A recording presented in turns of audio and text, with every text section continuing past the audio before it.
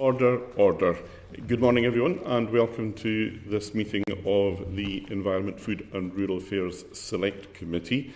We are a few members light this morning. Helen Dollimore, Jane Kirkham, Sarah Bull and Andrew Paik all have duties on bill committees elsewhere in the House, or else I'm sure they would want to be with us. The focus of our discussions this morning is around the National Audit Office and their examination of the Department and the Farming and Countryside Programme. Dame Tamara, on which congratulations. We welcome you back to the Select Committee, just for the benefit of those who are watching our proceedings and indeed for the official record. Can I invite you to introduce yourself and the colleagues that you have with you? I'm Tamara Finkelstein. I'm the Permanent Secretary of the Department of Environment, Food and Rural Affairs. I'm Emily Miles, the Director General for Food, Biosecurity and Trade at DEFRA. Jonathan Baker, one of the Deputy Directors in the Farming and Countryside Programme. Okay. Dame Tamara, we'll start with perhaps just a bit of an overview of the NEO's report. I mean, I think we always understood, and it was to the Department's credit, that when we undertook the big changes that we have been witnessing and that have been rolled out in the last few years, that this was never going to be a big bang. It was always going to require an iterative approach, and that you would learn from experience as you went on. And indeed, that is the way you have developed things. And there have been both strengths and weaknesses as a consequence of that. The strength is obviously that if something isn't working, then you change it. The criticism, though, I think that would be levelled at you in this report, and indeed by the sector more generally, is that the consequence of that is there has been quite a significant degree of uncertainty around the changes, and that, in fact, has then hindered the rollout of some of the changes. Overall, the impression of the report is everybody's very clear about where they want to get to, but there's a bit less clarity around how you're actually going to achieve these outcomes. So can I maybe just start by taking you through the impact on food production and food security? You have within the report the tension between productivity gains and increased crop yields in order to offset the agri-environment schemes in food production. How is the department supporting farms to increase productivity? So maybe I can start with where you started in terms of the report, which was a really welcome report, and once again actually helped us with our learning, indicated the kind of progress that we've made, but as you say, raised a number of issues, including the one about uncertainty, which perhaps I could address.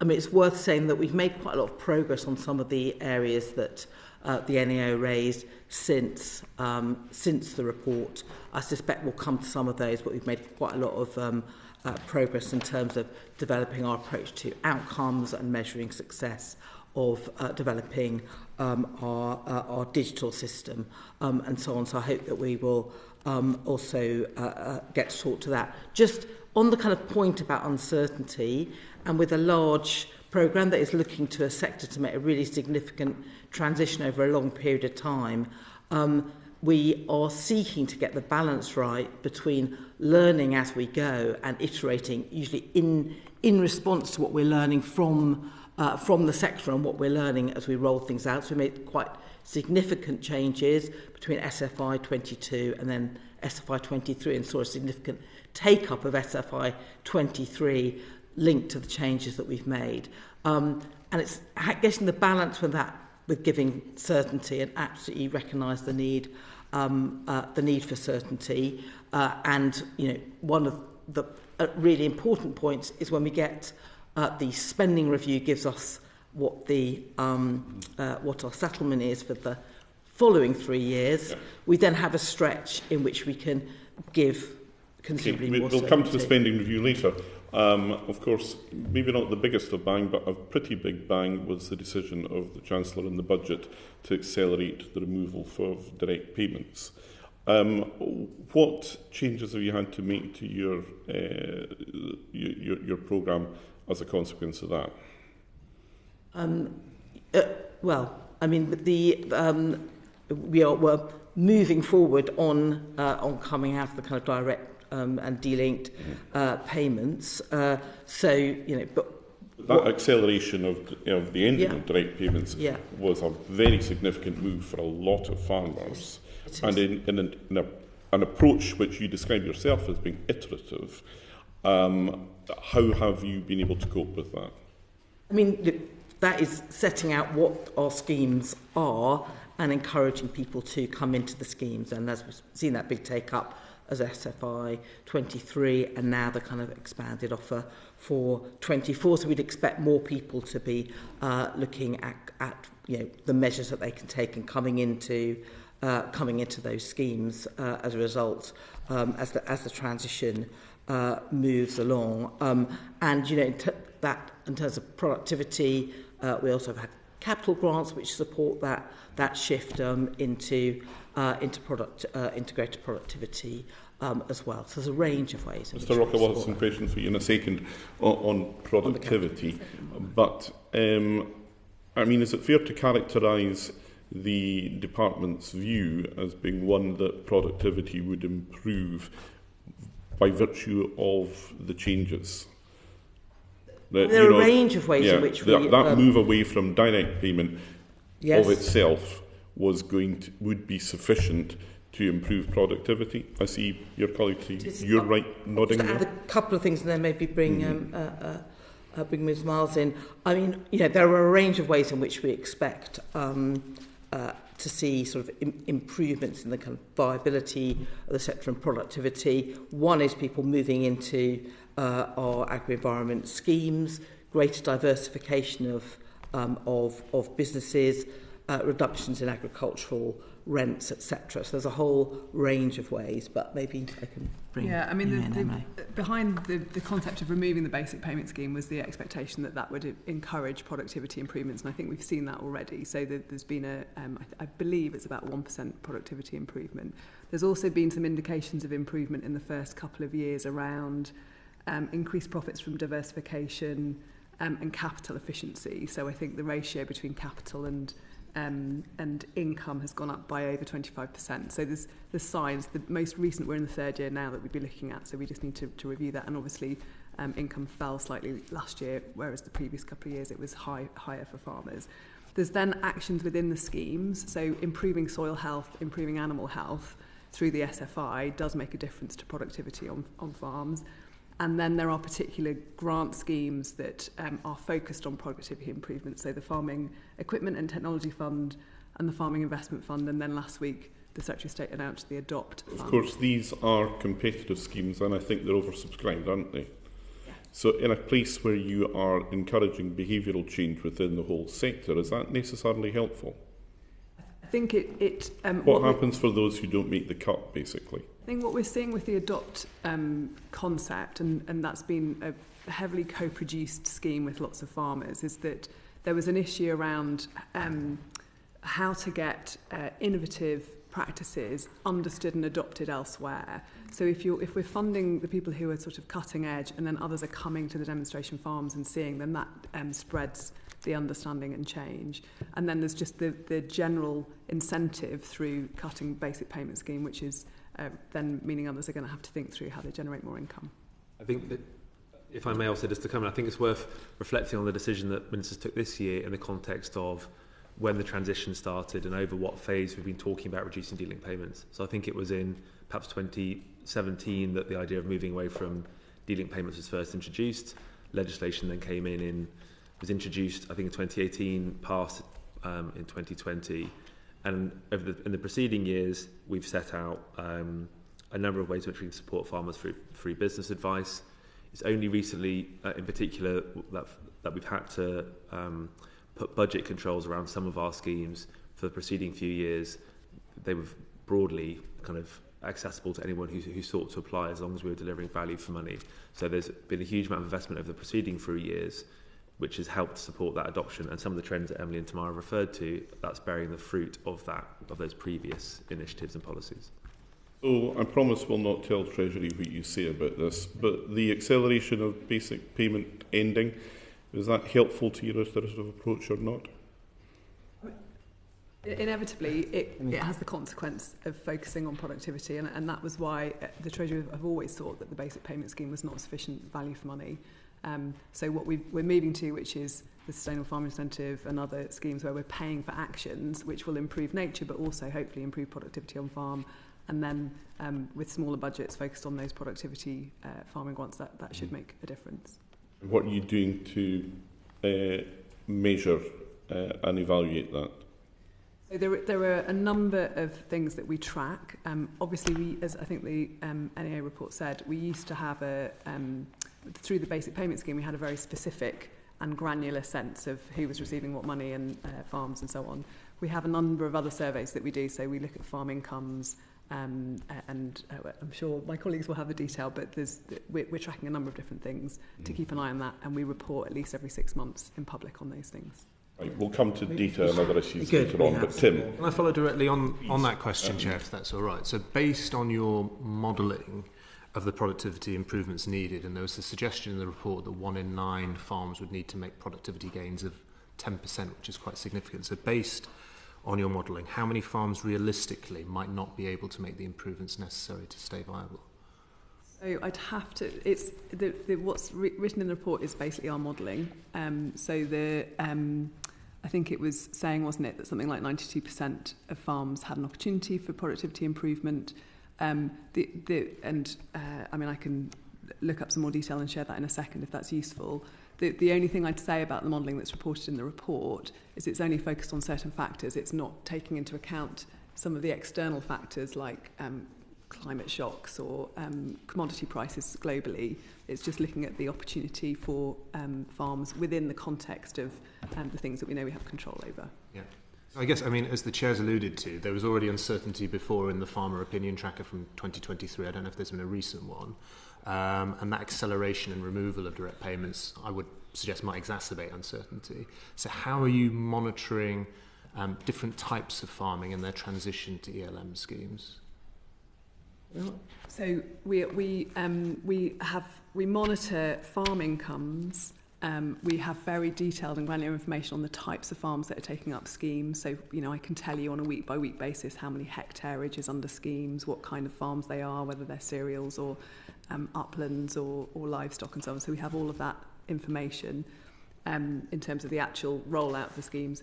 And then on top of that, we do a 6 monthly survey around farm incomes and a number of other factors where we're trying to assess the productivity. So, for example, the fact that we have information on total factor productivity and the ratio between capital and income, and we're doing a calculation about that. It's the sort of thing we're measuring. And on inputs, there's a suggestion that moving to some of these ELM schemes means there'll be less reliance on pesticides, etc. But is the department considering reduction targets on things like pesticides and fertiliser? Yeah, that's very much we are in the main focused on outcomes and what are the actions that we need to require to deliver those outcomes. We haven't got a direct one about reduction in pesticides. There are other actions which link to us looking to deliver those the outcomes that were set out in the kind of annex to the report. We made a lot of progress on the trajectories of change that we look to see on that. We are going to be doing a sort of pesticide action plan in February, which will have more information about actions on pesticides. Mm-hmm. Sarah, then Henry. Thank you, Chair. As we've discussed, all types of farms are seeing falling incomes recently, combined with a quicker than expected reduction in the direct payments. But this could pose an opportunity in the farming sector, but we do need that purposeful action rather than just getting money out the door in the usual way. What's your sense of enthusiasm from farmers about these changes? I mean, our tracker does show that 6% of farmers think they've got the information they need for business planning, some quite positive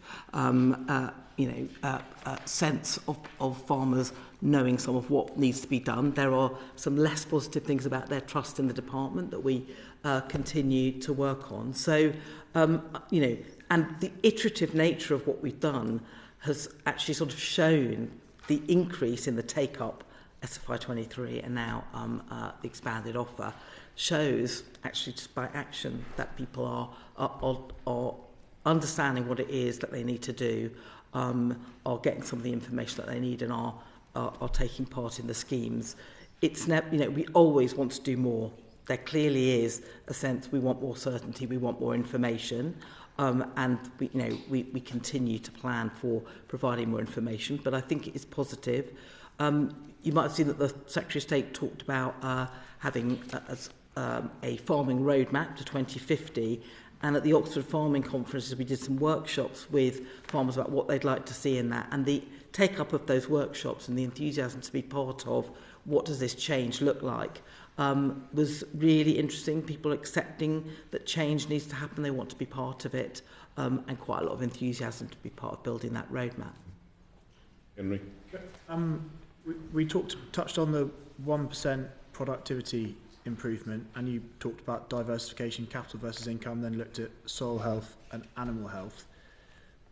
If 1 in 9 farms are looking to find more than 10% improvement, and we've been in this process in terms of BPS since sort of Brexit, is that 1% productivity improvement over that length of what's the time frame? Have we already got 1%, and where's that 9? If that's the length of time we've had in terms of expectation of this is going to happen, then where's that other 9% going to come from in respect to those farms that require that increase? I think 1% was annual, so it would accumulate. But I think the core thing about the productivity improvement is clearly you have a range of farms at the moment. Some of whom are in the upper quartile, some of whom in the bottom quartile. The 1 in 9 that you were describing are going to be in the bottom quartile at the moment. We basically need to move those at the bottom up to the middle in terms of productivity in order to ensure that they've got viability. If they're not going to be viable, then obviously the market will act and do its thing. So I don't think we can expect that every single farm is going to be viable, but I would hope that if we're talking about 92, 93% having this opportunity of productivity improvement, that's what we're aiming for. I mean, it's probably worth saying it's not productivity that's going to be the only element that supports viability. So participation in the schemes is another element of it. What we've seen happening on rents and what we'd expect to happen on rents, and diversification. So those are all elements that support that viability. And just to be clear, when you say in terms of talking about the market will act, you mean effectively those farms will no longer be viable and go out of business? I think that they are businesses. They need to make a profit, but we're also offering lots of assistance and support and opportunities. So, as Tamara said, there are agri-environment schemes. There were actions taken last week, announcements made last week at the Oxford Farming Conference to help farms diversify income, so that in lean years they've got more opportunity from other sources of income. And then we're trying to make sure that the best practice around productivity can be shared and taken up. So, at the end of this, if 92 to 93% remain viable, then 7 to 8% don't. That's quite a significant chunk of the sector. The implication of the modelling, but again, that's to do with modelling. It's to do with what farmers choose to take up, and there are opportunities that we're trying to make. Mm-hmm. Are we not missing one very important piece of policy context here? And I don't see how you can possibly know how this is going to work. And I certainly, as a parliamentarian, cannot scrutinise your work in this without the land use framework. Mm-hmm. When are we going to get that? So, we're expecting to quite shortly put out put something out for summer, autumn. No, sooner. In the next month. Yes. Right. Okay. In the coming weeks. Genuinely very, very soon. It's out for it's out for right round with colleagues around government. So it's really very close, and that will enable us to have a kind of consultation on what should be in it, and then we would publish it a bit later, but before the summer. Would it not have made sense to get that first? first before you start the... I mean, one of the most important points we're going to have, as I say, is after the spending review, when we have that period, a longer period of certainty on funding and set out what the next few years looks like, which is likely to come in the autumn. So, it will be a really important part of that, the land use framework, that will give us those kind of tools and data. So that approach will be important, as will the food strategy. So the Secretary has announced having a food strategy and the review of the environmental improvement plan, because obviously our outcomes are very much governed by that. So it is a very interactive systems, approach that we need to take. So I think the land use framework is really important, and it's going to come shortly. Okay, we shall look forward to that. Charlie, you want to pick up on programme design? Thank you, Chair. I think the iterative approach to the programme design has had its advantages in terms of being able to redesign those schemes with lower demand and also and accelerate those with higher demand. But it does mean it's ad hoc, and planning is therefore difficult for farmers. So given the Department regularly states that ELMS is crucial in delivering legal targets, net zero environmental targets, are you looking to take a more long-term approach?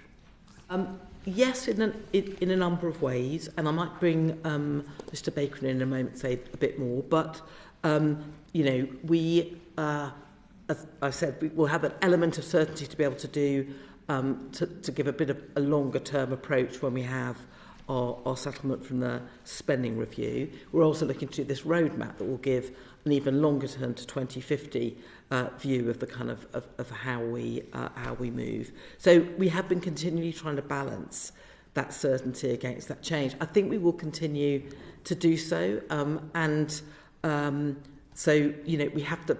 One of the reasons that I think Mr. Baker could give you a bit more about how we work very, very closely with the sector to try and get this right, and as well as obviously SFI. We will be continuing with landscape recovery and higher tier and getting the balance right between those in order to deliver the outcomes. So I think there will be somewhat more certainty when we have that next 3 years of money clear, and because we've learnt a lot so far. But do you want to say a bit more on this? I think it's helpful. Your question asked about recognising the positives and noting that the wider the kind of wider kind of downsides of some of those aspects of that iterative approach. It is worth emphasising just for a little moment on some of those real positives, which we've seen that significant increase in number of take-up from farmers, because we delivered an offer which everyone agreed seemed like a sensible approach initially, sounded good in theory. We tested a bit some pilots, and when we put it live into the field in a fairly small scale with 6 different actions in it, turns out actually that in kind of out in the real world, there were ways in which we can make it better. And we got really live feedback for our pilot programme, for the stakeholders that we work with, and also, and this is where it's best, is from actual farmers applying for it and saying, here's what you could do better. And as a result of the changes that we've made, we've both radically improved the service that we offer, which is extremely important. So service, I mean, you log on, does it work better? Is it easy to apply for? From like 20% of farmers saying our services were good, to very good, to being much closer to 80% for the most recent iteration of SFI. And the policy offers was touched on by a colleague. We've gone from fairly, modest uptake to a position now where over the last year or so we've seen really significant uptake on those schemes. And that has undoubtedly worked. The corollary of that, though, is people going, I'm not quite sure if this offer is going to, is this the right one or will it change?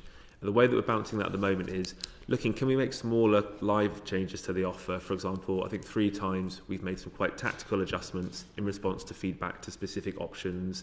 And that's landed well. That hasn't caused a brouhaha. And generally people have gone, it's been really helpful for you to communicate it. We also have a bit of a hierarchy where when we're getting feedback there's a need for something to change, we first go, can we just communicate more clearly what the issue is? If not, can we change some of our voluntary rules? If not, should we change some of our mandatory rules? And if not, should we look at something more fundamental? We go through that hierarchy really clearly. And then as the point about longer term certainty, as Tamara says, a new administration's come in and they're looking to review environmental targets, clarity on what their vision is for land use framework, and what their vision is for longer term food strategy. And we're optimistic after the spending review, we'll have 3 years of fiscal clarity, and those big, really foundational pieces of the puzzle will have been settled. At that point, I'm much more optimistic we'll be able to step forward and go, here's what the next 3 years looks like in some detail. And beyond that, hopefully we can give a much clearer indication as well. Have you got a good idea as to how much money you'll need from the Treasury to deliver on these aims, and have you got the data to back that up to make that persuasive case? Oh yeah, we have great data for a persuasive case.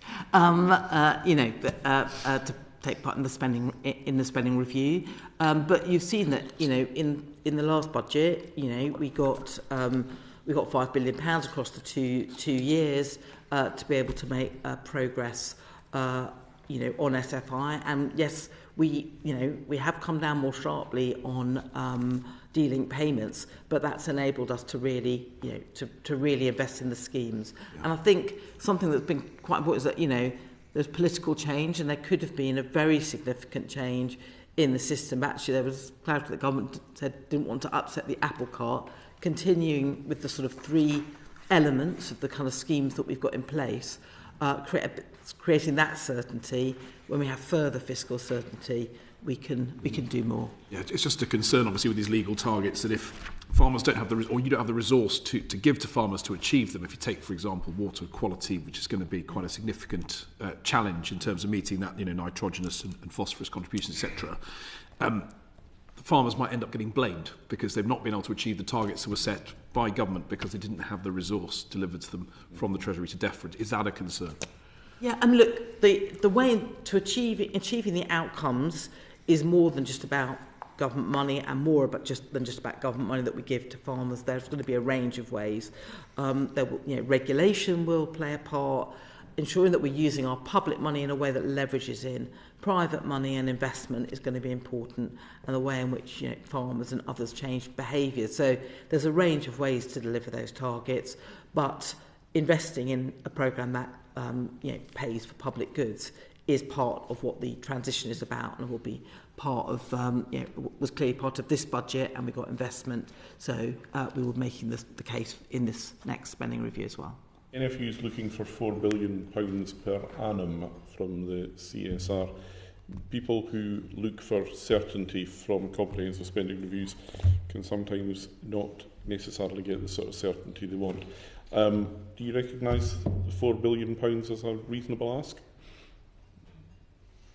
No, not particularly. I can't remember exactly where, but you can put all sorts of numbers on this, and sometimes numbers, as I say, are associated to what do you need. I mean, it's true more broadly on our agenda to deliver some of the big targets that we have. But as I say, it's not just about public money; it's how you use it, regulation and private investment. Which again is going to bring us back to the data later on. Henry, you wanted to come in on this? Yeah, just that obviously confidence and perception are really important in terms of buy-in. And you talked, Jonathan, about the range of stuff that you've been doing in respect of trying to get that moving.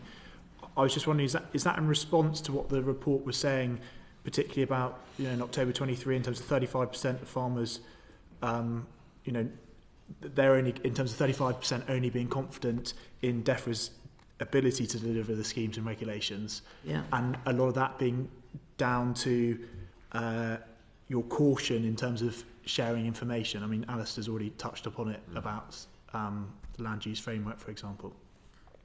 Yes, I mean, I'll bring Jonathan in as well. I mean, there are a number of things there. I mean, the report did praise the programme as being quite unusual in the level of kind of engagement that is in place. We did, unfortunately, at one point have a leak that required us to sort of slightly reduce quite the level of engagement. So I think that had an impact potentially at one point of one of the when we were asking the question.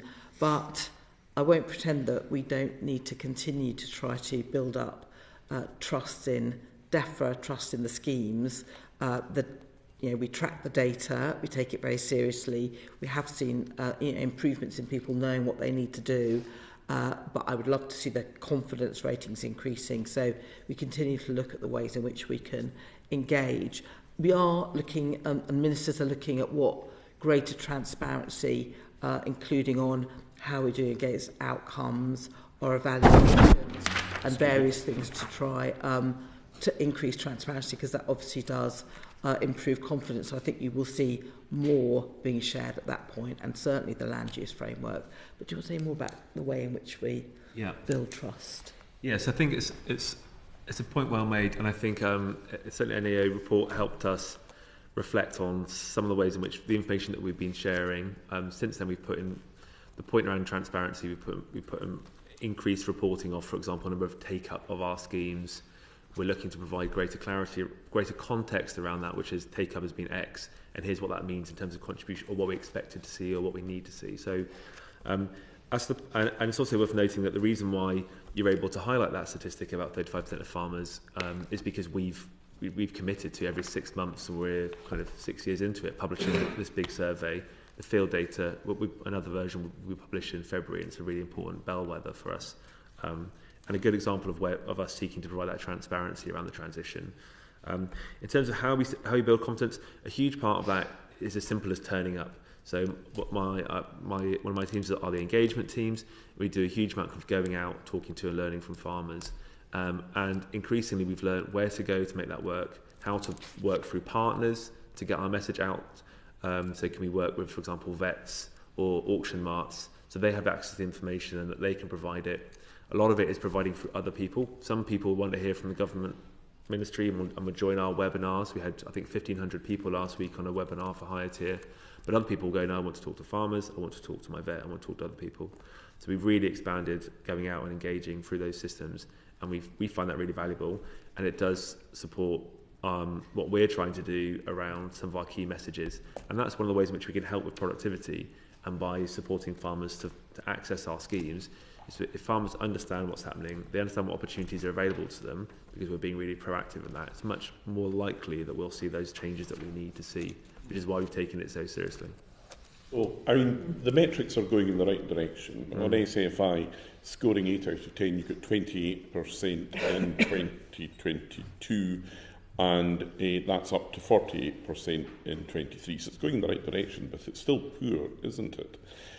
Where's that going to be in 12 months' time, when we get the next set of figures? On confidence? Confidence. Well, that 8 out of 10 score, you must have a performance indicator in that, don't you? I think on that one particular, our hope on confidence has always been that it would increase and stabilise. I think we recognise, we were at the all of us. Increase to what, though? Compared to where it is, so I mean, our effort has always been. I mean, it's an obvious thing to say. Inevitably. Up, not down. I mean, up, not down. Yeah. That would be the right. I mean, it could only increase up. It comes out in what figure are you looking to get to? You've gone from 28 to 48. What's the next? Sorry, just to first say the answer to the question about when we do it in October and April. Yeah. I don't have a number I'm seeking to get it to. It is about continuing to increase it, and there'll be external factors that knock it one way. This comes to my point about not quite being very clear about how we get from where we are to where we all want to be. If you've not got a clear set of metrics and performance indicators, how do you do that? So we do, I mean, if you're talking about ones about trust, yeah, a performance metric that is seeing an increase is a metric and is a performance measure, and can hold us to account that goes down. But we actually are setting ourselves the really important measures about how are we doing against the outcomes that we are seeking to deliver. And when the NAO reported previous to this report, it was a very strong criticism that we were not setting out what is it we are trying to achieve with this programme in outcome terms. That moved on considerably for the report in terms of setting out smart targets. So we have set them out, and we're going to give more transparency about the trajectories we're setting, and you'll absolutely be able to hold us to account for that. And as I say, on the sort of stakeholder sentiment, I'd say the measure is an increase. Yeah. Okay, I mean, in terms of building that trust and that confidence, you'll have heard this at the Oxford conference. We hear it from just about every farming organisation that we speak to, and it is the availability of advice. So, Sarah, you have some questions on advice and guidance. Yeah, absolutely. Thank you, Chair. I hear from farmers daily, and a common gripe that I hear is that the information and guidance from DEFRA simply isn't accessible enough. How are you looking to improve those advice services to farmers during this transition and this accelerated period of transition, when there are so many opportunities for farmers, but also how are you looking to be able to provide that on-farm, whole-farm approach advice for farmers through this journey? Let me start with that and then bring in colleagues. And yet, as you say, we've heard very much that advice is really important. I think it's always important to know advice doesn't just come from government, and different farmers want to take their advice in different ways from a whole range of experts, and actually peer advice from farming groups. And one of the things that we're interested in is, are there ways in which we can support the growth of that? That's important as well. We had the Future Farming Resilience Fund, which provided quite a lot of advice, and we've learnt quite a lot from that as to what is the kind of advice that people that farmers need. And we've launched this farming advice service.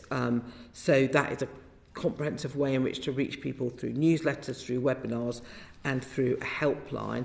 You talked about that whole farm approach, and the catchment sensitive farming advice is a really clear part of that, and that's provided by Natural England on behalf of Natural England Environment Agency and the Forestry Commission, and that's on the ground expert advisors as well. So a whole range of ways that we're looking at that, but we will continue to keep it under review because it is a really important part of the picture. I think there's more you want to... No.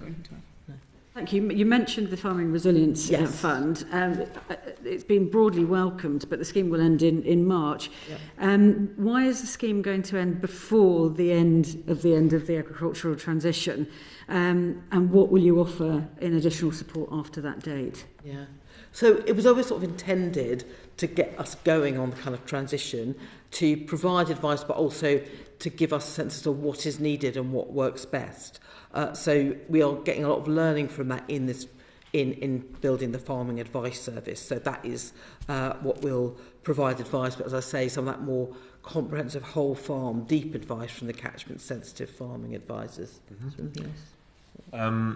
No, I think as Tamara said, lots of the learning we've taken from the Resilience Fund, which was kind of deeper and more intense. We've taken that and worked out what's some of those techniques that have worked, and how can we apply that through other advice offers that we provide.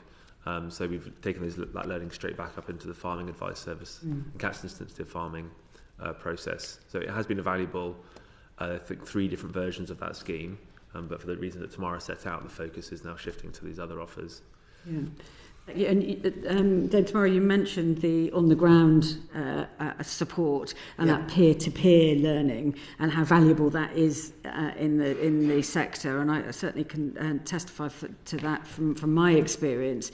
But we need to be able to, during this transition, we need to be able to share that best practice and as we move forward and improve skills in the agricultural sector. How are we going to do that at pace?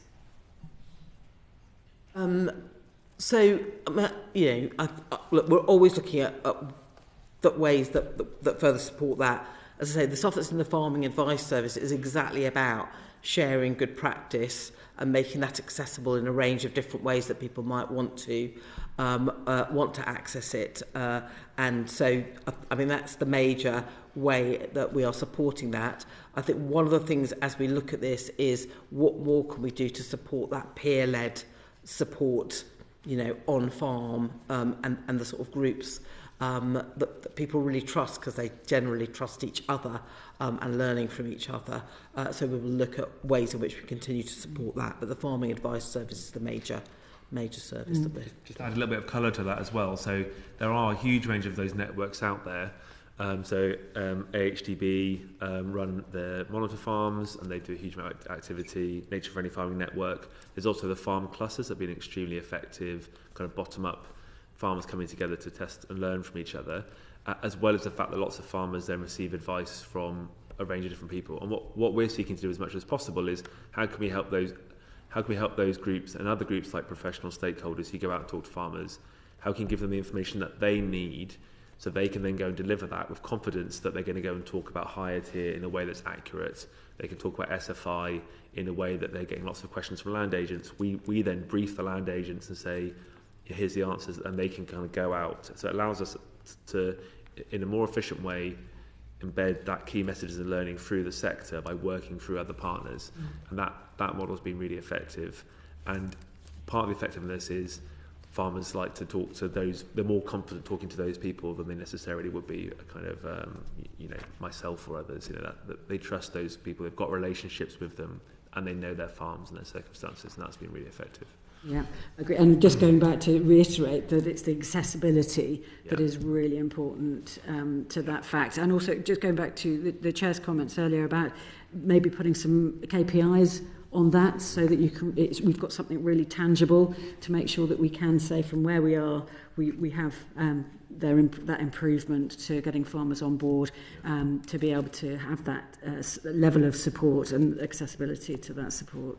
Yes, I mean, I think we do, the range of questions that we ask in the opinion tracker in terms of whether people feel that they have the information that they need to inform their business planning is a really key one, and that has been increasing from 27%, I think, in 2019 to 59% now. But watching that and ensuring that continues to increase will be a bit of a measure, and I can't be sure that it will. So it's a really important one for us to track. Yeah, please tell me. Actually, when was the last opinion tracker? So 2023 is the one the NEO quote because of the timing of their report. Have we got one from last autumn? We should have the October ones. I realise that what I have here gives me the April 24 numbers, but we do have the October ones, and we could just make sure that, I mean, it is public. I think we would be interested to see. We'll make sure that you have it, but those are the April ones, but we have it October and April. And I don't want to go over all ground, but clearly the point we're sort of emphasising here is it's been well received, the Resilience Fund. We're accelerating the move away from direct payments, and it would have been something we thought the department might have considered extending even for a little period more. Do you think there's anything you can learn from practice in other parts of the United Kingdom?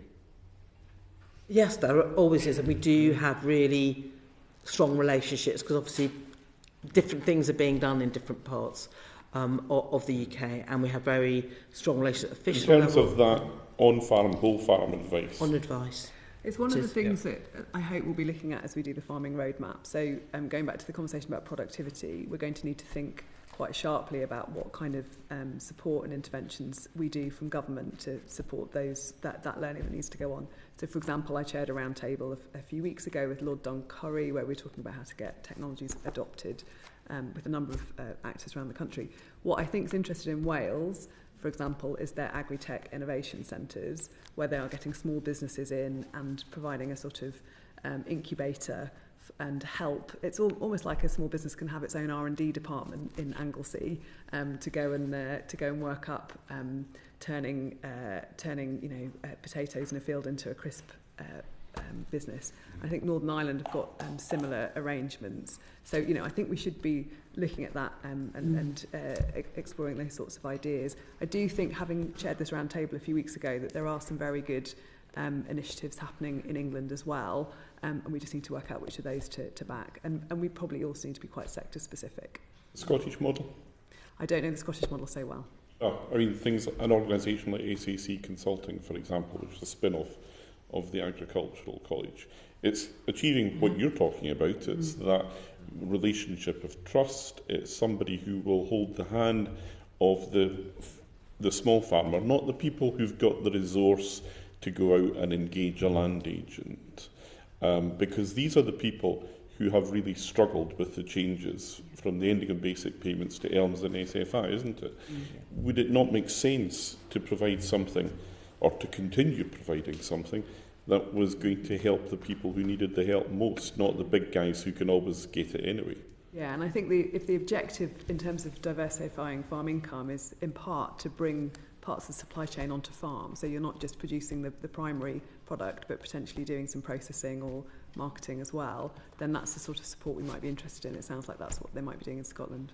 Bringing the supply chain onto farm. So I mean, if you're producing potatoes and you're then able to turn that into crisps, or if you're producing what I saw in Anglesey a few months ago was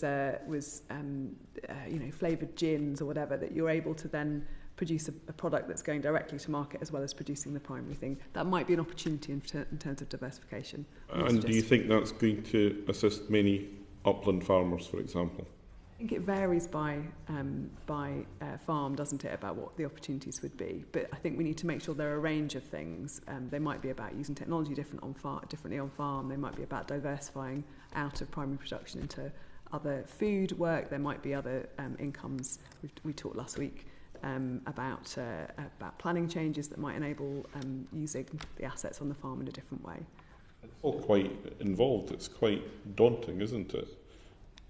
I think it's worth noting, Chair, on the Resilience Fund in particular, that during for the last year or so, there's been a strong focus on accessing easy to emit farmers who perhaps, as you say, are the ones who are less likely to put their hands up. So the most recent iteration of the Resilience Fund, we specifically adapted the contracts to say the sorts of farmers we wanted to prioritise, and we've pushed them through the kind of live contract management to demonstrate that they're going out and engaging farmers who haven't been involved, because we certainly saw through some of the first iterations, it tended to be the farmers who, and this is a good thing, always put their hand up for everything and kind of get stuck in. So we've done a real push over the last year or so to make sure that we've been accessing those farmers who, as you said, perhaps have got different needs. For the 7 or 8% who we think are not going to make the cut, what overlap is there between them and the bespoke on-farm, whole-farm advice that you're able to provide?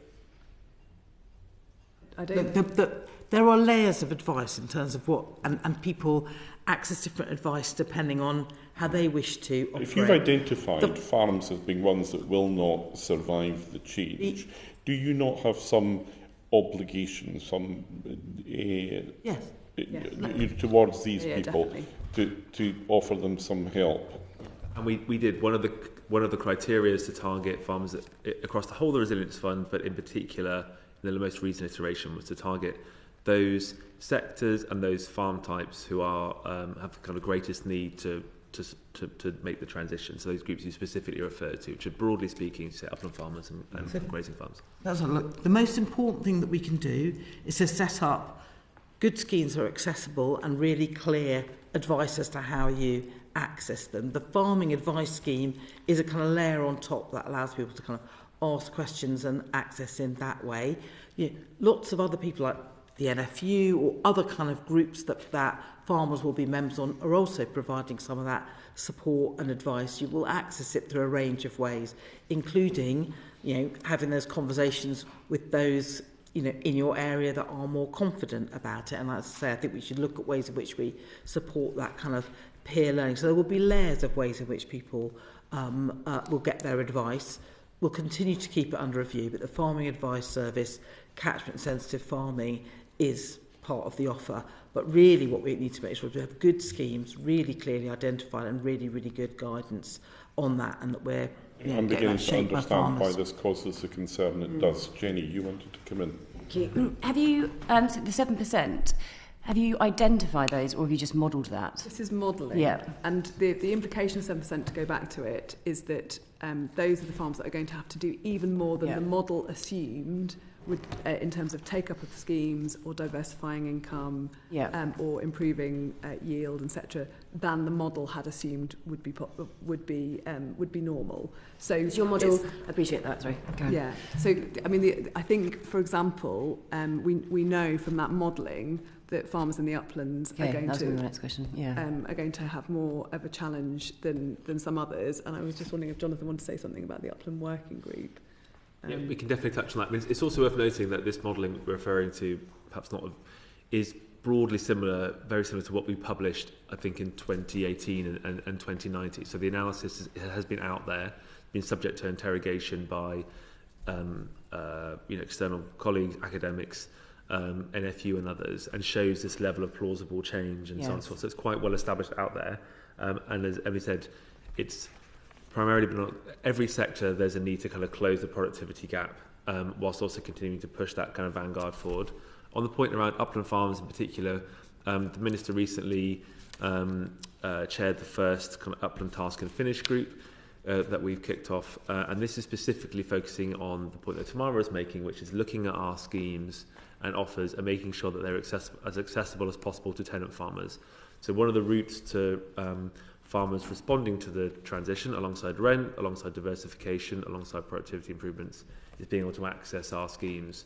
And therefore we've been doing, now that we've had a year of the offers being live, we're doing a kind of a focused review to make sure that those farmers can access, because there are often quite small, really tactical, technical reasons why on the ground it can be a bit harder than we perhaps thought had done to get into a scheme. And that's what this group is doing, kind of sponsored by the Minister Zeichner and with stakeholder groups. And that again comes to the point which Tamara says, and that's where this iteration is a strength, which is, you know, we recognise we need to get as many of these farmers the widest range of options as possible. And this is an example of us going, we've got a year of the schemes now, let's dive into the detail and work out what more can we do to make sure it's accessible as possible, so that all farmers have the opportunity to make the changes and kind of access our offers as possible. Your farming, so your modelling can also identify, as we've just talked about, the types, the regional variations, the most likely to be affected, and then, as you're saying, kind of target that, yeah. which is good to hear. You talked about 2018 and the previous report. Has there been so much substantial change between 2018 and the data now that what we're seeing play out in the likely impact for it? And what is that change and that gap, if there has been one? I think broadly the theory still stands. So the documents published in 20 that I referred to set out this kind of theory that the 10% improvement is necessary. That still stands, and what we've seen over that period is that the key assumptions which underpin that have been supported. So, for example, we've seen 11% reduction in agricultural rents over that period, including in real terms. We've seen, I think, a 62% increase in farmers accessing diversified income. As Emily said, in that period, as Emily said, we are seeing, and this is a bit harder to get a really precise figure on, productivity improvements coming through the sector. So, for example, through our farming sentiment tracker, we've seen an increasing number of farmers who are saying, I know, or I am making changes on my business in a way that's really statistically significant and shows that farmers are adapting. And then finally, we've seen that significant increase in the number of farmers accessing our schemes. So those are the four kind of aspects upon which our viability analysis is based, and we're seeing, you know, positive realisation of those modelled assumptions over the last 4 years. But we keep that under active review, and we're not assuming, therefore, that everything will be completely as modelled, and that's why we keep it under review and we target our support alongside it. The model data will be as good as the data you put into it. Mm-hmm. Yeah. Charlie, do you want to pick up some points on this? Yeah, on data specifically, the report highlights that DEFRA maybe doesn't have access to all the data it needs to make timely decisions on some of these schemes. So how confident are you when you're looking at the progress of each scheme that you're able to react in a timely manner and ensuring the financial viability of those schemes, and are you making progress in improving data collection? Mm-hmm. So, I mean, I think you never have all the data that you would quite like. I think the NAO report referred to that we had this sort of data from the basic payment system. We don't have that in the same way anymore, so that's a kind of loss. Truth is that was never as complete a kind of picture as it perhaps seemed to be. So we do have quite a lot of information, as Jonathan's talked about, on farm incomes, on take-up of schemes, and so we are continuing to improve that. But we do think that we have that, and since the NAO report, we've continued to improve the data that we're using. I don't know if you want to add a bit more. Yeah, so I think it's one of the kind of real value adds of the NAO report was this observation around we've got our SMART targets and making sure are we able to track those in a meaningful and kind of structured way. So since the NAO kind of ran their report, we have now got a comprehensive set for all those SMART targets. We have a set of what we call trajectories, and what our fantastic analytical teams have been able to do are, broadly speaking, say we need 300,000 hectares of species recovery by a certain time period. We're now able to track what we assume that means in terms of take-up of our schemes. So we can provide quite live kind of readouts of individual actions and the extent to which they're contributing towards our outcomes. And one of the things that we've discussed with ministers, and that following the refresh of the Environmental Improvement Plan, we will look to publish more routine information that's been requested by stakeholders, specifically on that, which is where are you, where is that against where you want it to be, and where do you need to go next? And I think that's really important, obviously, for the committee to be able to interrogate, as well as other committees. But also it's important for us to be held to account and demonstrate. And then finally, there's also a point which is from talking to farmers. They really want to get a sense that this transition is working and it's being effective. And where we can provide that assurance and show that we are moving in the right direction, that's really important for building that trust and building that engagement. There's no point getting stuck into schemes from a farmer perspective if you don't get a sense it's actually making a difference. That's a really important motivator. So we're discussing what can we do at a national level that's evidence-based to provide a bit more confidence around this is a useful and an effective transition. And looking more widely at data, just away from the schemes for a second, my previous professional experience was that while DEFRA collects a lot of data sort of if like after the fact and produces a lot of detail about what's going on across food production more generally, forecasting is often lacking. So the ability to recognise perhaps shocks coming down the road or respond to things as they happen is a challenge. That data is often held by sectors, by private companies within the sector. Are you doing more to try and access that forecasting data just to give you a more broad vision of what's coming down the track across the various livestock and arable sectors? We do quite a lot on that. We have a kind a group, the UK Agricultural Monitoring Group, to kind of that meets regularly to look at that, and we use weekly data on what we think is going on, and do pulls in some of that kind of data, surveys, external reports, and so on, in order to ensure that we see how things are developing. I mean, one of the things we're keen on is not to get the right balance of not asking farmers for huge amounts of data that we don't want to use. So we're trying to get that balance right. But we do have some very good data on farm incomes in particular that we use. I would just add that I'm relatively new to the department. I started in September, but I've been impressed at how when there have been very short-term issues, a supermarket that's suddenly not got access to a particular IT system or whatever, DEFRA is on it within hours, and is getting, I think, good information from those retailers and from other parts of the food system. It's impressive. It was an upside of COVID that we built very, very close relationships with a lot of people through the chain in that way. Right, moving on then, Jenny, the evaluation of the environmental impact. Thank you, Chair. Can you update us on the progress of the full design of the 16 objectives? Because I believe they're not fully set and designed, as I understand it. Yeah, so and you had some of them set out in the annex of the report. We've made a lot of progress since then of making them smart objectives and developing the trajectories that Jonathan was talking about, so that we know what are the actions, what are the trajectories to meet those, and what we're looking at is what can we publish on that and publish our progress against them. So that is to come, but we've made a lot of progress in developing that suite of the outcome measures and the actions and that we expect that will help us meet those. I think you said a little bit more about that before. Yeah, we talked earlier about stakeholder experiences and stakeholder voice. How is either the stakeholder experience or stakeholder voice featuring into the development of those specific SMART objectives, and either into the design, the coded design of them, or either the measurement of them? I think it's been a key part of that design, but do you want to say a bit more? Yeah, so I guess there's two aspects. One of which is so for example, the department recently published the Species Abundance Index for the first time, showing a kind of mixed but some indication positive trends on that.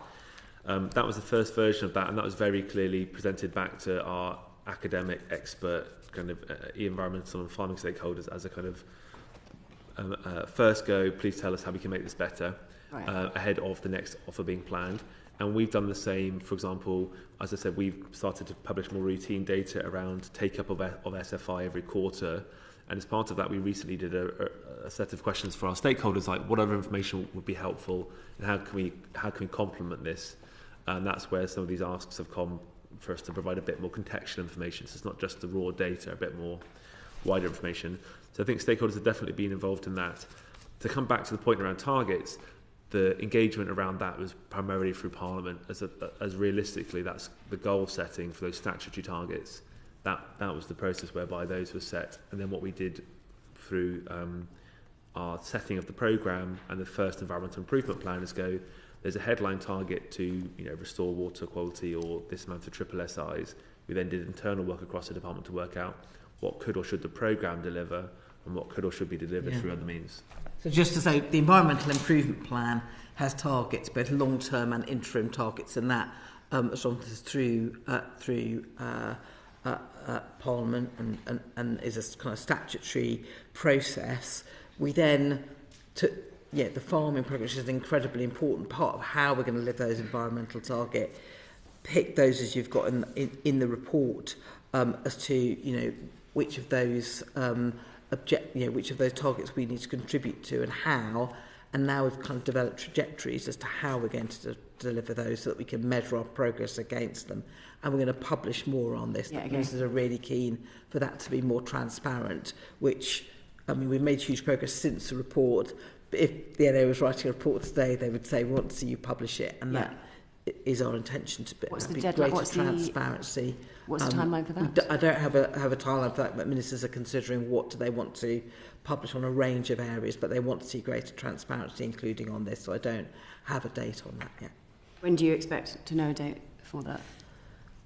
Be able to give you a date, I don't or to know when the date might be rather than necessarily the date. I think it's particularly caught up around the Environmental Improvement Plan. So obviously that's a review. Yes, as part of that review, the intent is post that review to then work out how can we improve transparency around reporting towards the review. I think you'll see more in the first half of this year, I'd say. Okay. Thank you. And the apex of the goal is to achieve a thriving plant and wildlife. And I believe that we're expecting more detail on that by March.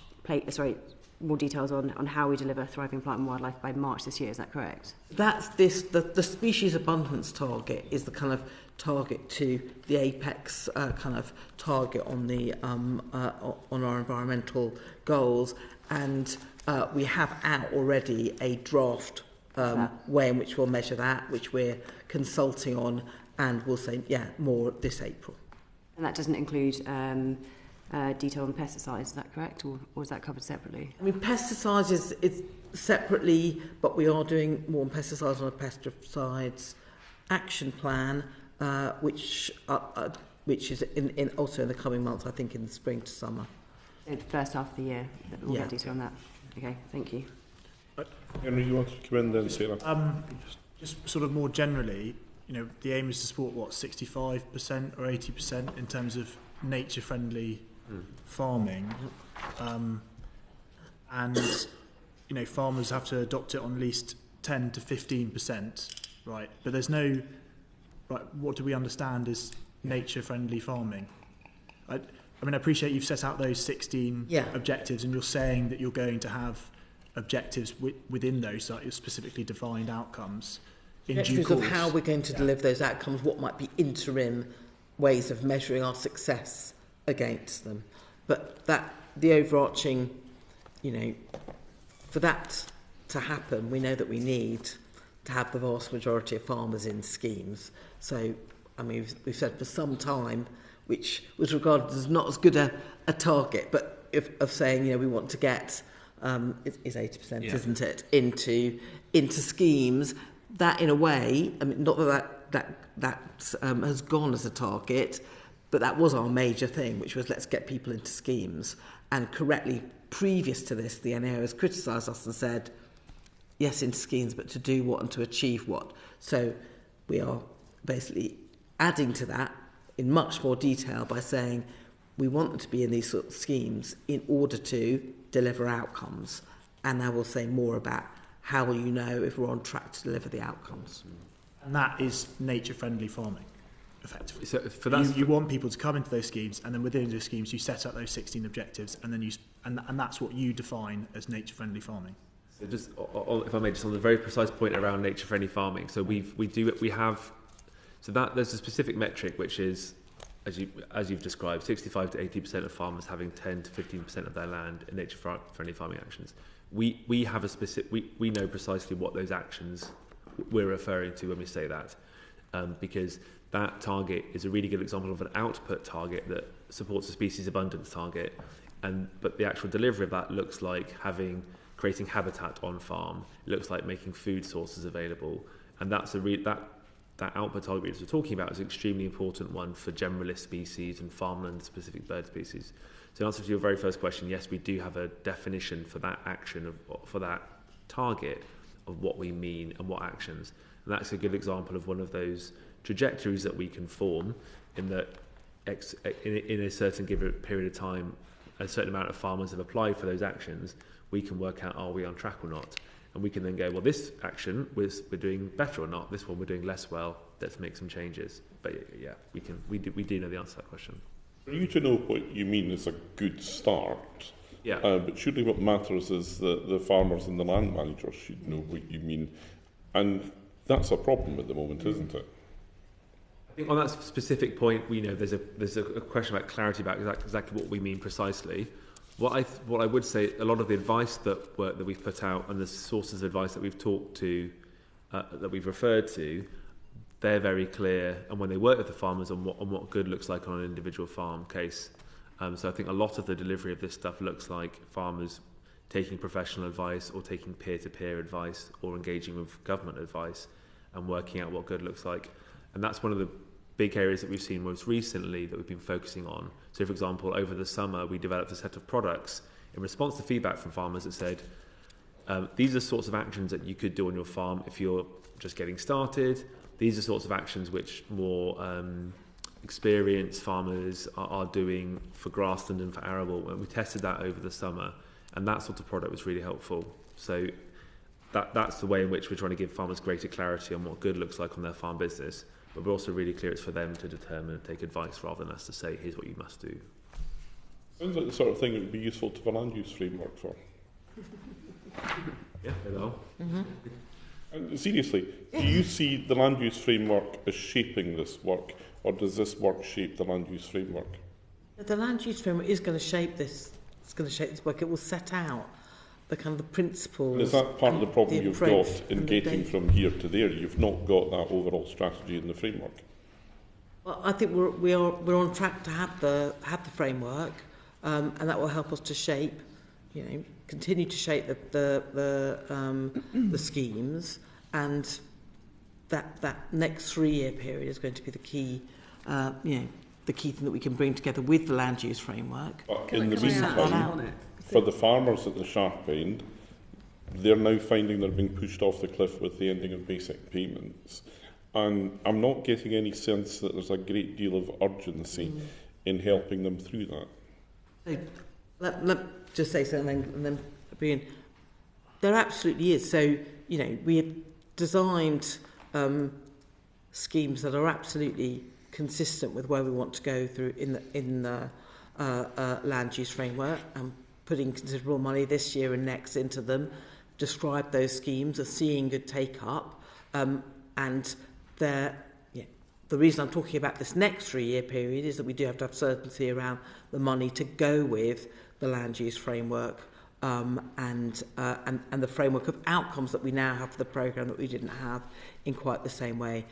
So look, this is a huge and significant programme for us. We can't deliver anything that DEFRA has to deliver without this sector making huge change, which we do not underestimate is really, really significant, which is why I work so closely with them.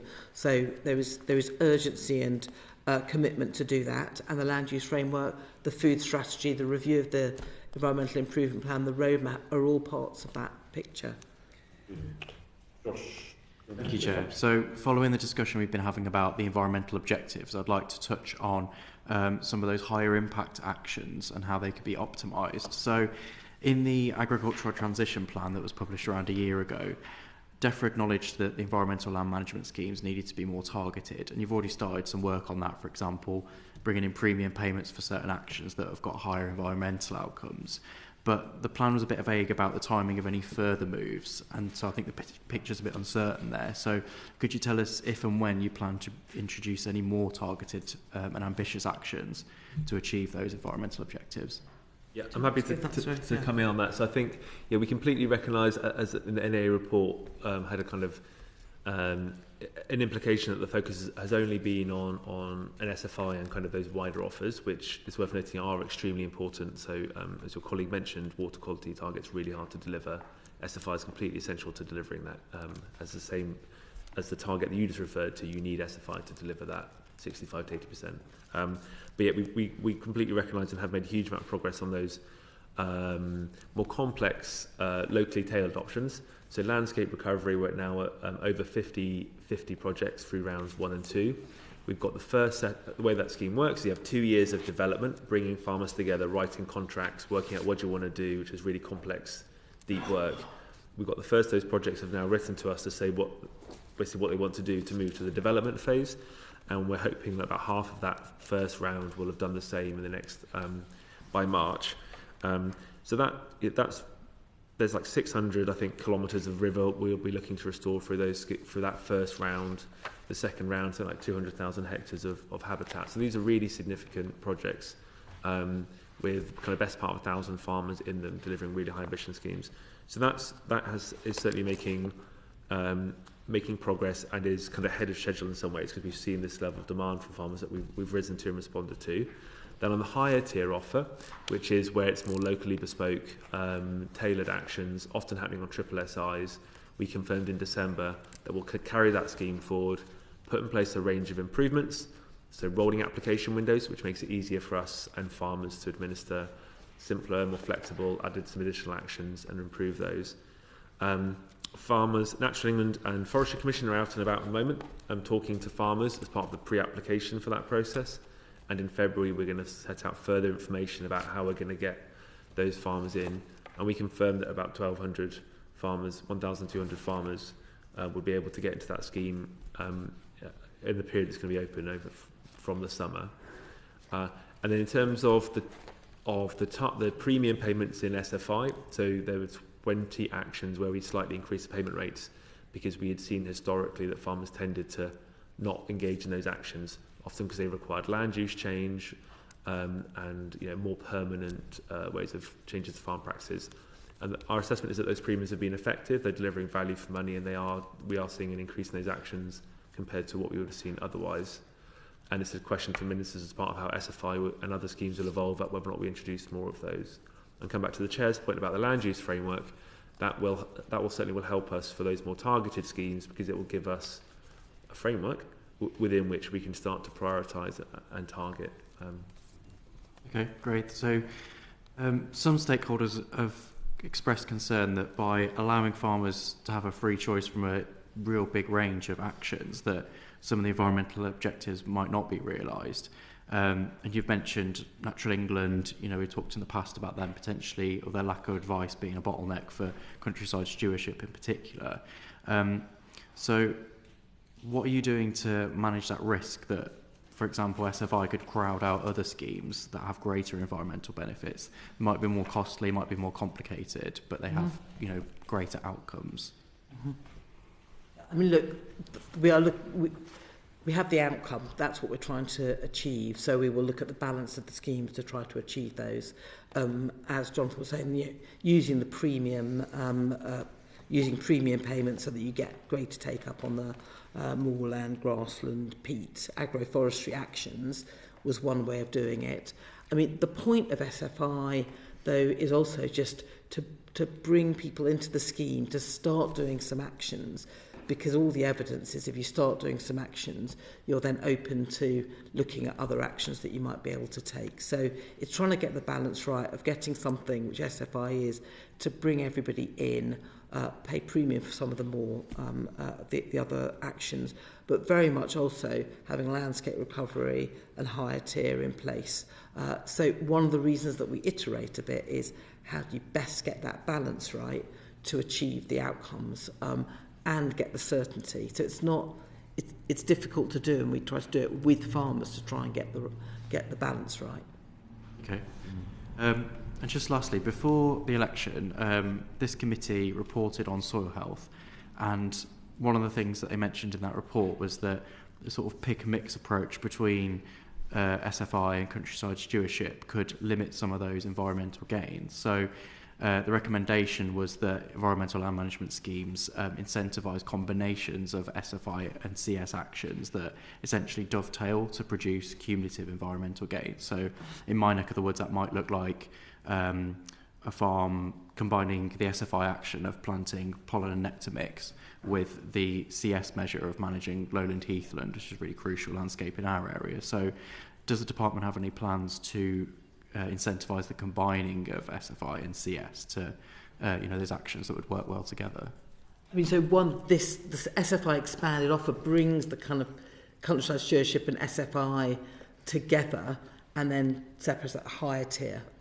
So I think, in a way, we've responded to that. I don't know if there's anything on the idea of specifically, it's worth reflecting that the SFI offer that was launched in 2022 had this idea that made a lot of sense at the time, which is that packages of actions needed to be done together, specifically focused on soil. And we saw the uptake of that although a kind of a good idea, which we had tested and seemed sensible, the reality was it wasn't delivering at the scale that we needed.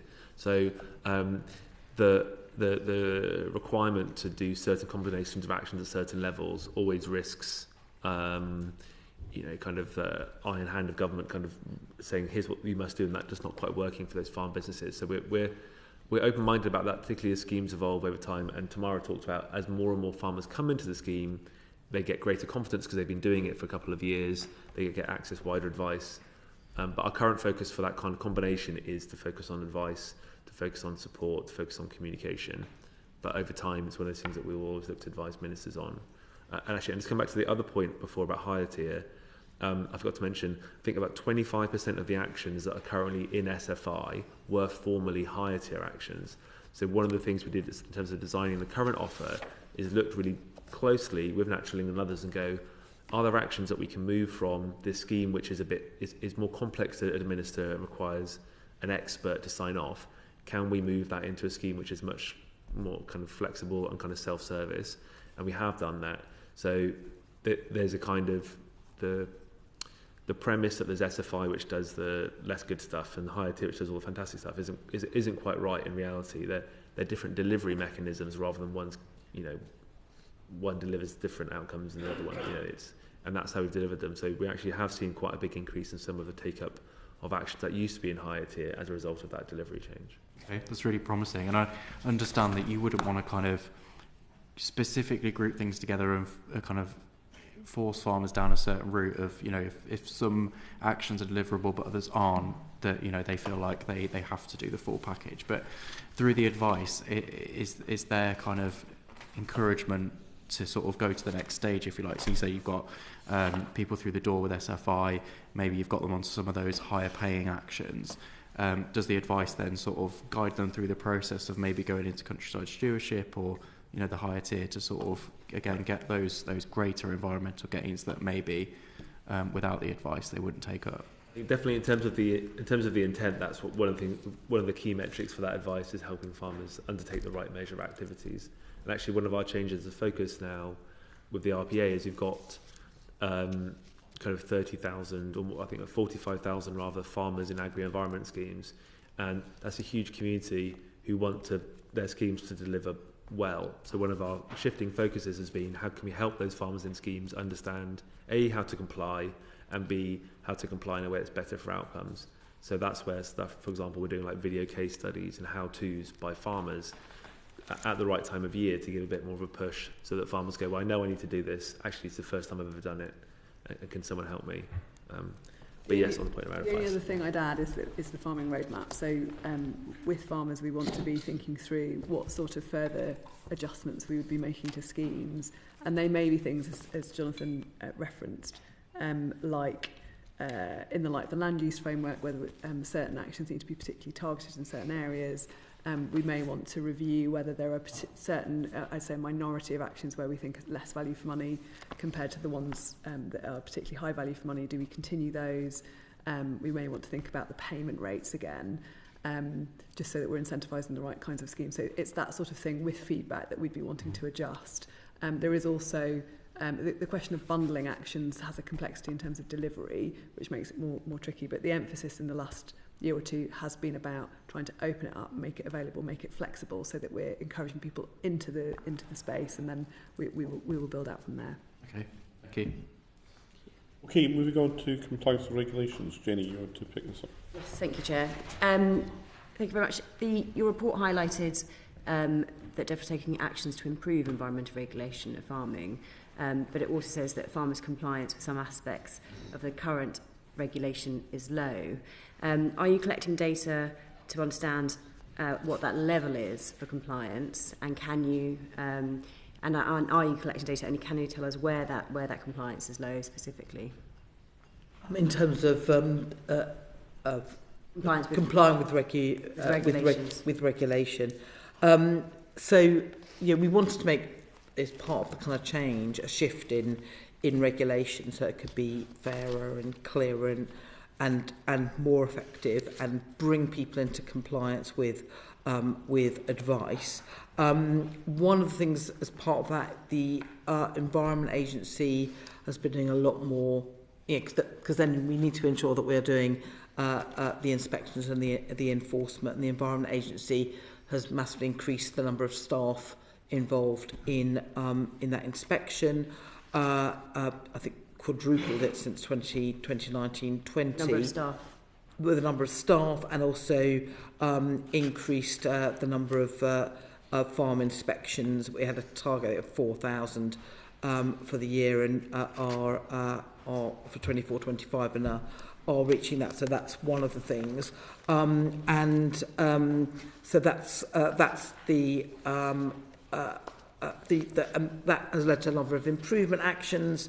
I think 21,000 of those, and 30,500 of those have been completed. So that's one of the ways in which we kind of track how people are doing in terms of complying with regulations. Can I just bring you back to my original question, right, which is, do we know the level of non-compliance, and do we know where that non-compliance is in terms of current regulation? And that's what we get from some of those inspections, and then so we know that a number of actions are required, and then we can track the number of we don't currently that are needed hold, to do. But we don't currently hold, the department doesn't currently hold information or data on the level of non-compliance. Is that correct? We do, and in that we do that through inspections and seeing what levels of actions need to be taken on that. So the department would know the level of non-compliance. I think I'm not clear on. So I don't think you would expect the department to go to 100% of farms to check everything. That would not be a good use of inspection resource. So the inspection resource that the Environment Agency has will be targeted at the areas where they suspect non-compliance. That will be informed by some kind of sense of risk and intelligence, which I imagine will be a mixture of reporting and data and previous compliance history and so on. So it will be nuanced, and then they will make decisions about where to put their inspectors to go and find non-compliance. The committee's last report that my colleague referred to suggested that there's about 4% of inspections take place. Is that figure still accurate? I don't recognise that figure, but there was a concern about number of inspections, and we got the investment to put in the Environment Agency to significantly increase the number of inspections that happen, and they have been happy. So we are on track to do the increased number of inspections that we committed to do to improve compliance, but and as well investing in more cost-efficient ways to do those inspections using drones and so on, which has also proved quite effective. So we're continuing to build up our capability and capacity to do those inspections, but they would always be done on a risk-based approach to compliance. But I think we can say that we've made a significant step forward in our enforcement activity. Right. Okay. So just to be clear, the last committee's report did say that the numbers showed that they were just visiting just 4% of farms every year, and I think that's in their published report. So I think what you're saying is that level should be higher. That level now is high given the investment that had been made. I'm not aware of that number, so we might have to come back to you. It depends how you define farms, but it's. I mean, if they're visiting, I think the Environment Agency visited something like 3,500 farms in the last year. So that it depends what the total number is of farms that you're taking that from. So that might be around 4%. The thing is, they're going to be visiting different farms each year, and it accumulates and so on. So I think there's a question about what level would be appropriate. To me, that sounds like it's at least it's improved from where it was before. Thank you. And these increased inspections, is that being done in accordance with your advise and prevent approach rather than detect and penalise? Absolutely. The other aspect is the role. What sort of enforcement is coming out of that then? There are improvement actions issued, and then there will be sub-enforcement notices. So, for example, there were 78 enforcement notices, 13 prosecutions between July 2021 and December 2024. So I'd say that's reasonably low. Warning letters over 1,000, but that's then improving compliance. Mm-hmm. Is this not something else where it would be really helpful to farmers to have access to good quality advice? It's an absolute nightmare for most farmers, is it not? I think I think the posture of advice versus enforcement definitely needs to be more towards the advice end. I think most farmers want to comply, want to get it right, and it's just about being informed and being willing rather than it is about being unwilling and or ignorant. In terms of actually having access to the detailed requirements of regulation and legislation, are you looking at the use of artificial intelligence?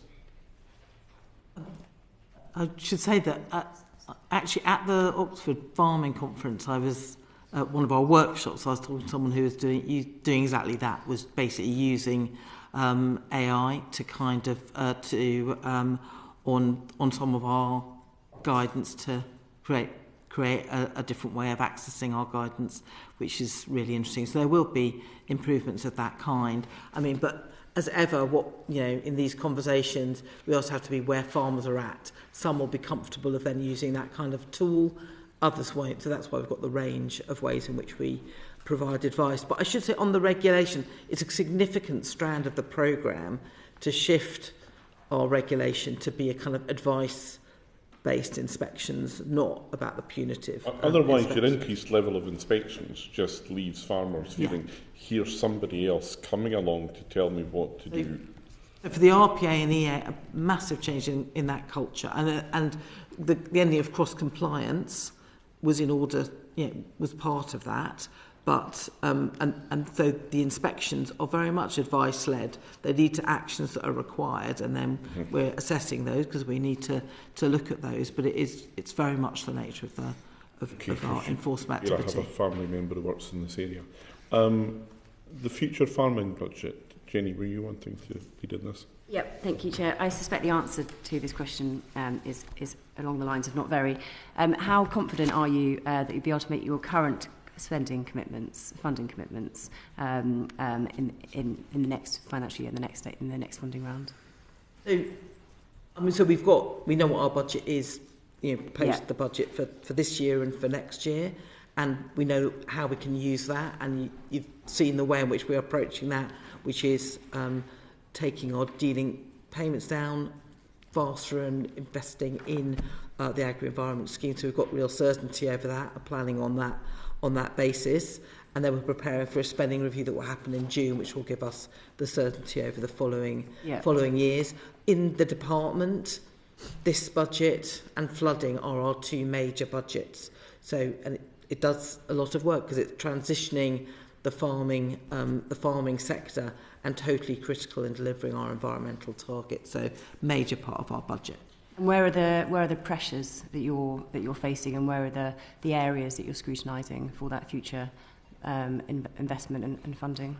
I mean, look, we've got to look right across our budget. We prepare for the spending review, which is going to take a zero-based approach to all of our strands of funding, and we'll be looking right across the department in terms of the efficiencies that we need to drive.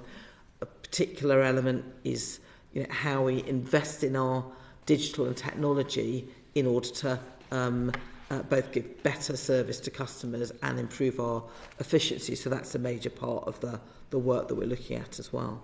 And we'll look at where we need to prioritise. Does AI feature as part of that? We just talked about AI briefly, but does that feature as part of it? It's very much a part. I mean, we use AI in various parts of the department at the moment.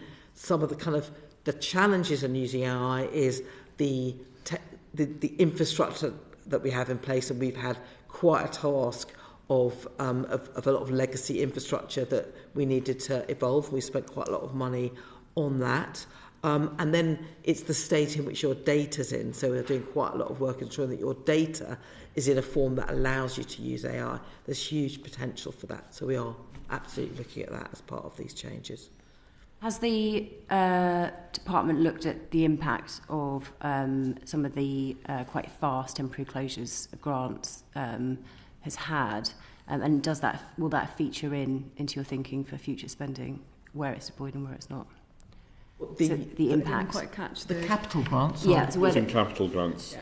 On the capital grants. Yeah, the concern has been that some of these grants were closed with very little notice, which I'm sure hasn't helped the confidence or the trust. So I think I understood your first question to be about whether we were going to be spending our total budget that we've been allocated. Was that your concern, that we might underspend? Well, yes, if you can give clarity. If you can. Yeah. So I think, there is significant pressure on some of the budget lines in the farming space, and the capital grants is the one that's the most vivid. So we've had to pause handling new applications. Just to give you a sense of scale, so in 2022-23, we received 2,600 or so capital grants applications worth about £34 million. This year, between May and November, we had over 8,000 applications worth about £382 million. So the scale of application, the scale of uptake has gone up significantly and has caused significant pressure on that budget line, which is why we had to pause. I should emphasise it's a pause. It doesn't mean that it's closed forever. We're going to have to think about how we take that forward into the next financial year. The way that the government funding works is that we have to spend the money in the year it's allocated. So we just have a particular pot that we have this year that was basically under enormous pressure, so we had to take some action to manage the budgets appropriately. So we will again consider that for next financial year. We need to manage within a particular budget, but we do want to make sure that farmers can access those schemes and do good work. The other thing in terms of the SFI, so we are receiving about 600 applications a week at the moment. That's been pretty constant since in the last few months. It's gone up slightly in the last couple of months, but not loads. But I'd say it's a healthy level of applications. We've got about 11,000 submitted at the moment, just over 7,000 offered. So again, if that continues at that scale, there may come a point where the budget comes under pressure and we may have to consider taking action. But at the moment, we're okay, but we are keeping a very close eye on it. I'd say we're in a different situation than we were last year, where the budgets were underspent because of uptake. Did you want to come? Can I go back to the main capital grants scheme? Because it was met with some frustration. So what notice was given of the closure of the scheme? I think we didn't give a lot of notice. I think we basically confirmed it overnight. I think there were rumours that were circulating beforehand because that people weren't getting responses from the RPA. But if we had given more notice, there would have been a closing down sale, to use a colloquial term. So there's a question about how we do that. I think we could do better in future. It's sort of the first time we've been oversubscribed, and we need to learn about how to do that better, I think. And I guess, in October we announced the acceleration of the abolition of basic payments, so it would be understandable to see so how much of the increase in applications came after? It was before. It was before. Yeah, it was not linked to the VPS. Mm. And in terms of capital spending overall, are you in a position, and this is obviously a question as a new Member of Parliament, are there underspends in capital budgets that you can via across to other schemes? In theory there could be. This year I don't think there will be. Okay. We're quite tight. Yeah. Keep an eye on it. Okay, Henry, management of the programme. It was just, the Infrastructure and Projects Authority obviously highlighted the external factors that are presenting risks. I appreciate there's been a lot of change. One of the risks they highlighted was political context back in September 23. But if you could speak to that, also highlighted the need to sharpen your future plans to ensure that the programme stays on track. I was wondering whether you could talk to that more generally. Yeah, we find the input from the Infrastructure Project Authority incredibly helpful. There was one of their reviews mentioned in the NEA report, and there's been one since with a similar conclusion, and so that helps us to do what they say we're doing right, but need to do more of in terms of kind of governance and the decision-making process right. We've got strong leadership in place, and our stakeholder engagement is good. There's always a risk to major project of this kind of external factors, a range of which, one of which is, what is the position on trade, and actually Secretary gave a bit more kind of clarity on ensuring kind of trade deals are positive for the sector, and political change clearly was a risk. This government came in and, as I said, made that point. They didn't want to upset the apple cart of the basic structure of the programme and so on, and that's been helpful in terms of greater certainty there. But we identified the kind of external factors, use our kind of risk management to ensure that we're mitigating and managing those, but those are always going to be risks that we have to manage. But I think what's been helpful is that the things that we have control of within the programme are being managed and led well. What kind of contingencies do you have in place in respect to managing that risk? Managing the set of risks. So there are certain things where we are dependent on other departments, changes that might happen on planning or on trade. So the relationships that we have and ensuring that what matters for this programme and the work of the department are understood by other departments, that's part of how we manage those. So those other decisions are not made not with a lack of understanding of the impact on this programme. For example, there are clearly bigger issues around kind of climate and biodiversity risks, where we take a whole range of measures, to try and mitigate the impact of those. That's other impact on this sector and on this programme. So they're different categories of risks that we manage and mitigate. Sarah, did you want to come in on flooding, or has that moment passed? It is linked, actually. I was very pleased to hear you talking about the amount of capital funding that was going into flooding. Somerset is always on the front line of flooding, which results in huge amounts of loss of learnings. I'm just linking this with the management of the programme going forward. Given that the concerns over DEFRA's funding in the future following the autumn budget, how does the department understand why some farmers lack confidence in the sector? And then looking at the kind of the programme as its overall at the moment in amber, obviously farmers are integral to building the programme in the future. How are we going to try and deal with those two conflicting issues around farmers having confidence and delivering a green-rated programme in the future? I think it's going to be quite challenging to shift this programme to green, because there will always be very significant external factors that we are managing. But we are obviously looking what is the path. What is the path to green, and clearly greater certainty. One of the things, another external factor is how much, is the outcome of the spending review and so on. So when you've got that and a bit more certainty and the land use frameworks we've talked about, maybe the next time round we can get to green. But it is quite challenging to do.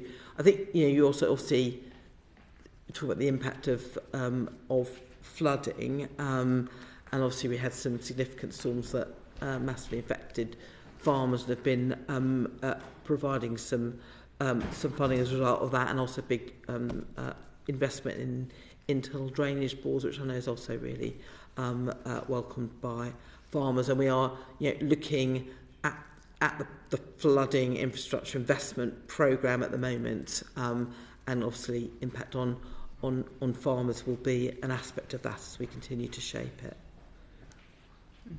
Right, moving on finally then to everyone's favourite subject, the IT systems. Josh, do you want to lead on this? Thank you, Chair. It actually is one of my favourite topics, to be honest. So, obviously, we talked in the context of the budget and the usage of AI. You referenced legacy infrastructure. So, can we touch on legacy IT systems? The NAO identified this as a risk in the delivery of existing agreements and payments to farmers. So, what progress have you made on putting in place a new contract for the rural payments IT system, which, as we know, is about to expire? Yeah.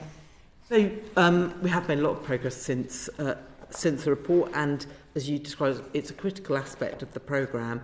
And one of the things that we want to ensure, and it has been the case, is the experience of farmers in accessing the system and the speed of it is good. So, one has been ensuring that we've got our existing systems in the right place. We need to do a procurement exercise as highlighted in the report, so we were running out on our contract, and we awarded a contract to Abaco, that was the existing system provider, following a sort of full exercise, and that starts on the 1st of February. So we've got the 3 years of that contract.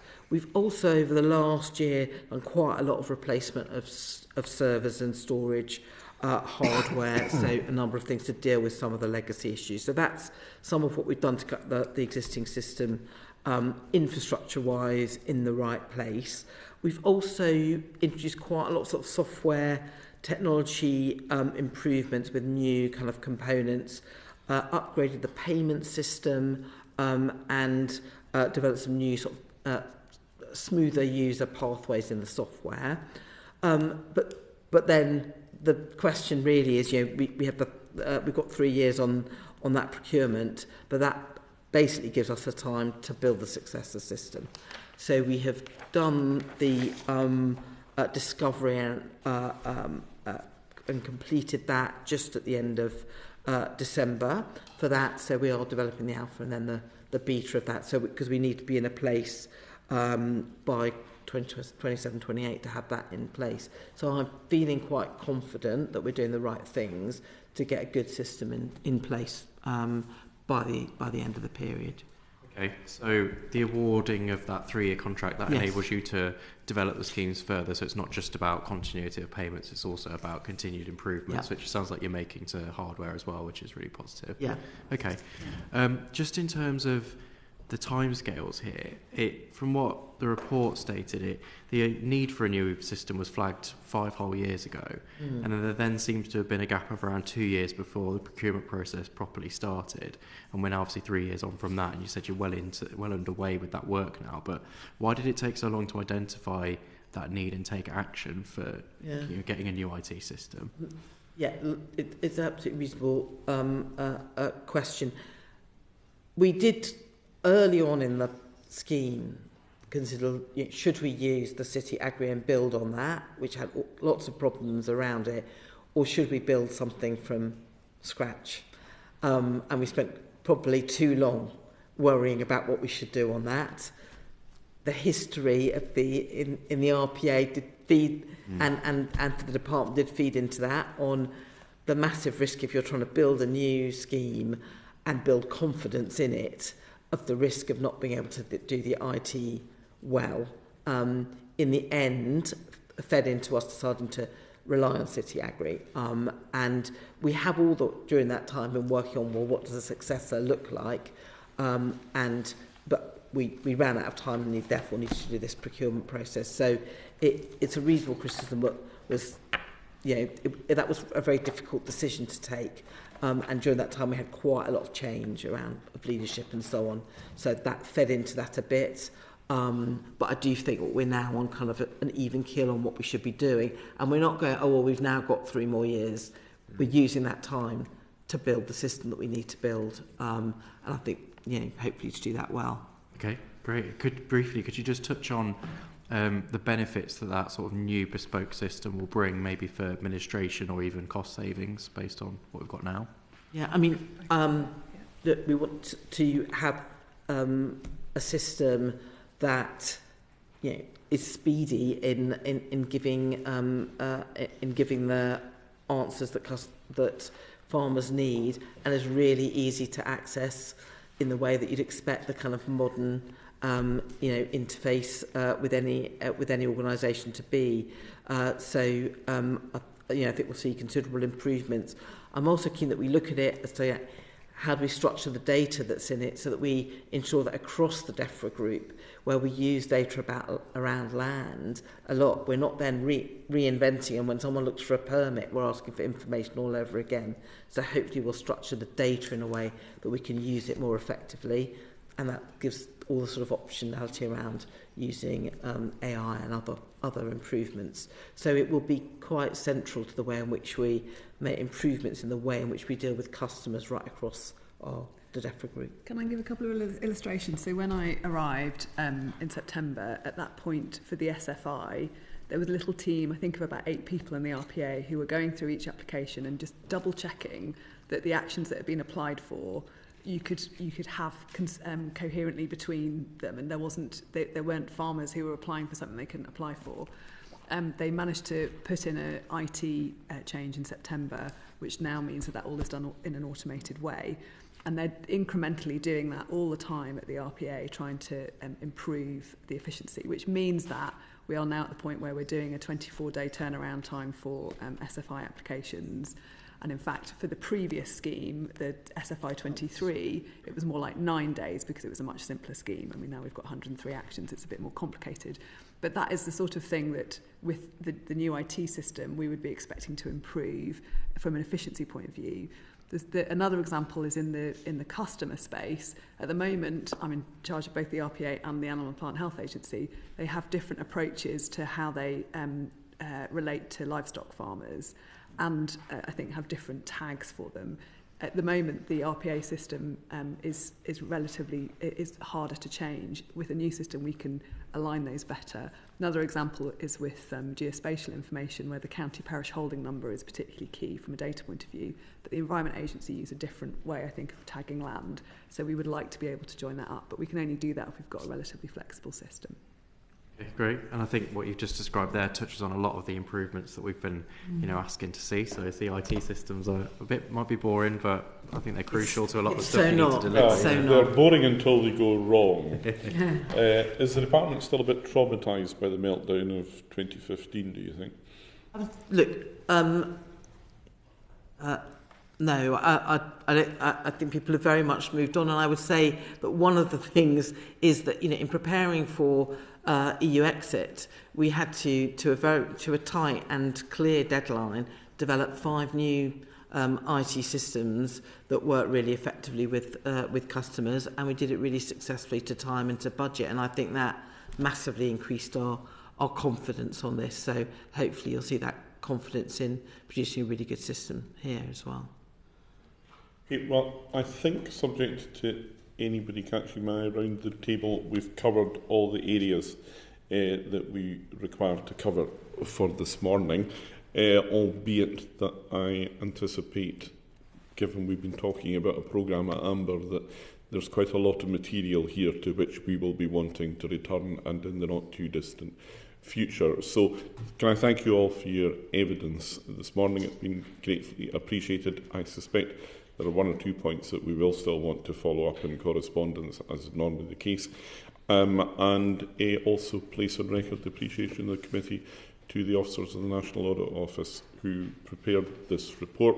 They've been very helpful with us in their briefing, indeed along with the committee staff who, as ever, have done a spectacularly effective job. So thank you all for your attendance.